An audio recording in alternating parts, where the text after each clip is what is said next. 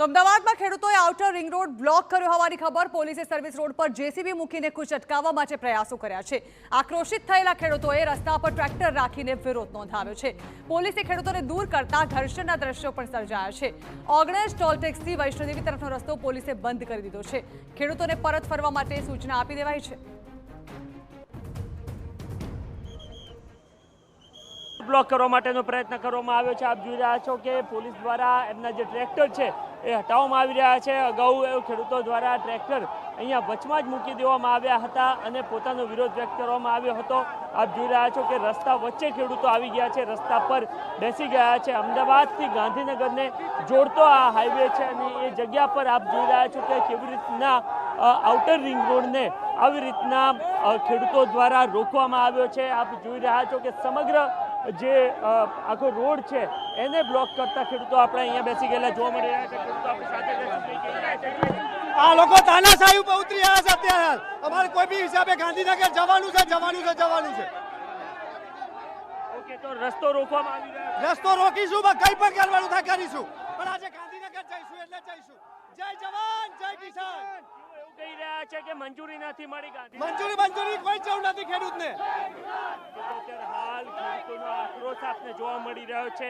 નારેબાજી પણ કરતા ખેડૂતો જોવા મળી રહ્યા છે। આ સિવાય પોલીસ દ્વારા પણ તમામ જે ખેડૂતો છે એમને અહીંયાથી હટાવવામાં આવી રહ્યા છે। રસ્તો ક્લિયર કરવા માટેનો પ્રયત્ન કરવામાં આવ્યો છે। આપ જોઈ રહ્યા છો કે કેવી રીતના ઝપાઝપી પણ થતી આપને અહીંયા જોવા મળી રહી છે। જે લોકો રસ્તા વચ્ચે ઉતર્યા હતા એમને હટાવવા માટેના પ્રયત્ન પણ પોલીસ દ્વારા શરૂ કરી દેવામાં આવ્યા છે।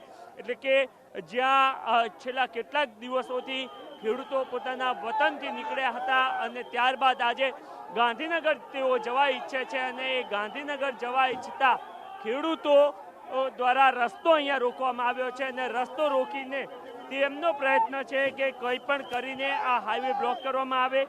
આ સિવાય તેઓ ગાંધીનગર જઈ શકે એ માટેના પ્રયત્ન કરવામાં આવી રહ્યા છે। પોલીસ દ્વારા પ્રયત્ન કરવામાં આવી રહ્યા છે કે સ્થિતિ સામાન્ય બની રહે અને એના જ કારણે અત્યારે હાલ આ પ્રકારની સ્થિતિ આપને જોવા મળી રહી છે। આપ જોઈ રહ્યા છો કે પોલીસ સતત પ્રયત્ન કરી રહી છે કે સ્થિતિ સામાન્ય બની રહે, રસ્તો બ્લોક ના થાય, રસ્તો ખોલવામાં આવે ને ત્યારબાદ જે ખેડૂતો છે તે પણ અત્યારે હાલ આપને અહીંયા જોવા મળી રહ્યા છે।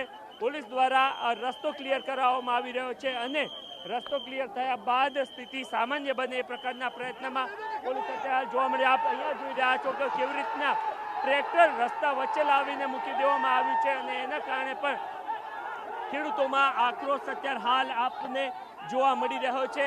કેટલાક ખેડૂતો રસ્તા વચ્ચે ટ્રેક્ટર લાવી અને ત્યારબાદ અહીંયાથી આપને એ તમામ દ્રશ્યો જોવા મળી રહ્યા છે। જય જવાનના નારા બોલાવતા પણ ખેડૂતો આપને જોવા મળી રહ્યા છે। શું કહી રહ્યા છે?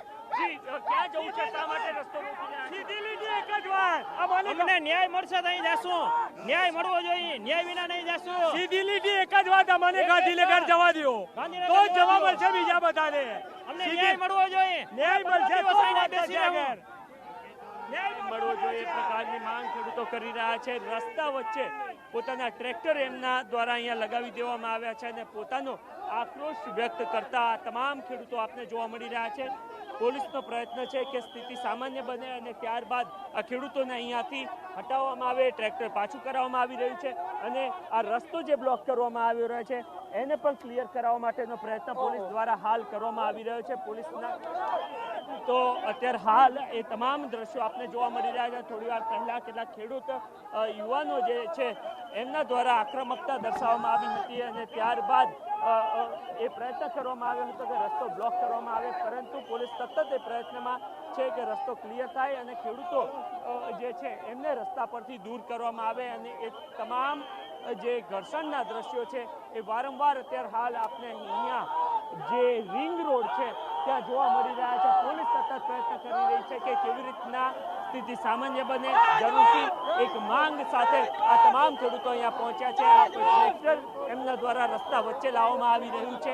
બીજી તરફ પોલીસના પ્રયત્નો છે, આપ જોઈ રહ્યા છો કે એ આક્રોશ ખેડૂતોનો છે એ સ્પષ્ટ આપને અહીંયા જોવા મળી રહ્યો છે।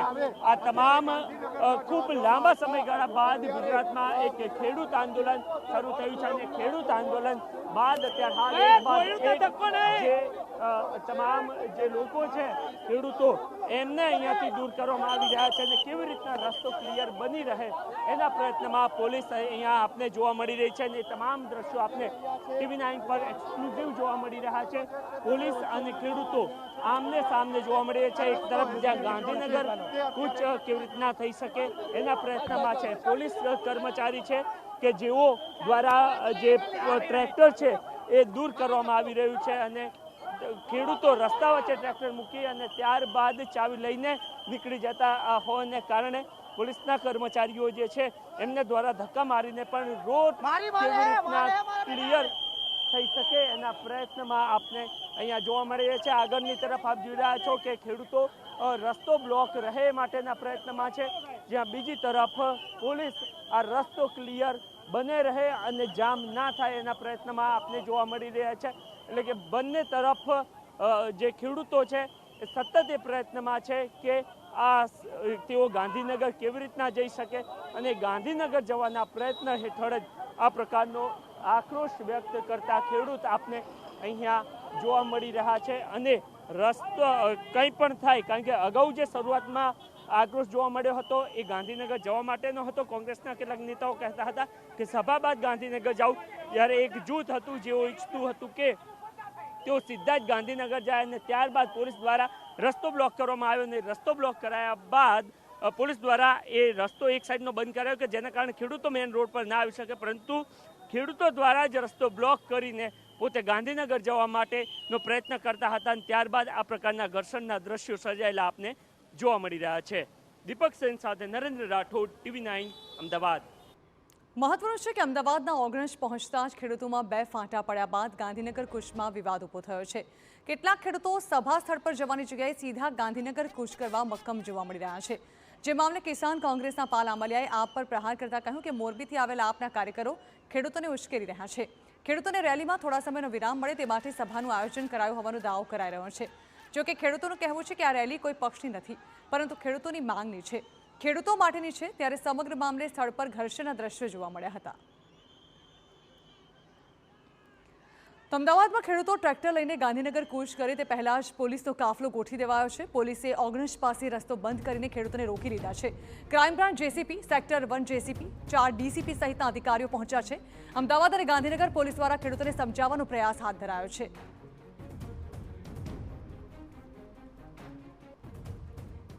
તો આ અંગે વધુ વાત કરવા સીધા જે સંવાદદાતા મિહિર સોની પાસે. મિહિર, એક તરફ ખેડૂતો જે છે તે ગાંધીનગર કૂચ કરવા માટે તૈયાર છે, ખેડૂતોમાં તેને લઈને વિરોધાભાસ જોવા મળી રહ્યો છે. બીજી તરફ પોલીસ પણ તેને લઈને સજ્જ છે અને પોલીસના મોટા અધિકારીઓ પણ બંદોબસ્તમાં ગોઠવી દેવામાં આવ્યા છે. જાણવા માંગીશું શું સ્થિતિ છે અને ત્યાં કયા કયા અધિકારીઓ જોડાયા છે આ પોલીસ બંદોબસ્તને લઈને?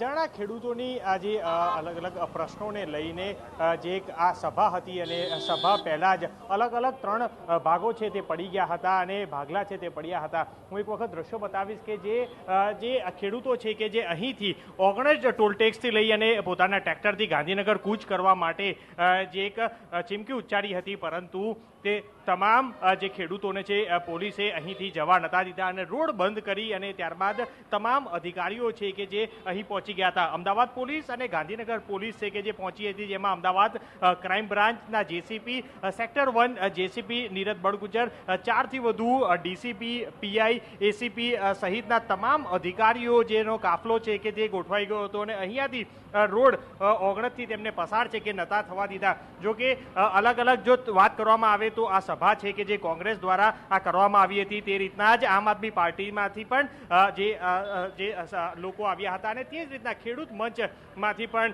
જે આવ્યા હતા. એટલે અલગ અલગ 3 ભાગોમાં આ લોકો જે છે કે જે વેચાયા અને ત્યારબાદ અહીંયા આવ્યા બાદ તે આ રીતના અલગ અલગ ચીમકીઓ છે તે ઉચ્ચારી રહ્યા હતા. અન્ય જે સભા સ્થળ છે કે ત્યાં હજી સભા સ્થળ છે તે હાલ ચાલુ છે અને તમામ જે છે કે તે પોલિટિકલ જે તમામ નેતાઓથી લઈ અને તમામ સંબોધી રહ્યા છે. આ સાથે જ આમ આદમી પાર્ટી અને ખેડૂત મંચ સહિતના તમામ ખેડૂતો દ્વારા ગાંધીનગર કૂચ કરી અને ત્યારબાદ ચીમકી ઉચ્ચારી હતી કે ત્યાં આગળ જઈ અને સરકારને રજૂઆત છે કે જે કરવામાં આવશે અને જેને લઈને જ હાલ જે તમામ લોકો અહીંથી ન જાય તે માટે ખેડૂતોને સતત પોલીસ દ્વારા છે કે જે સમજાવવામાં આવી રહ્યા છે.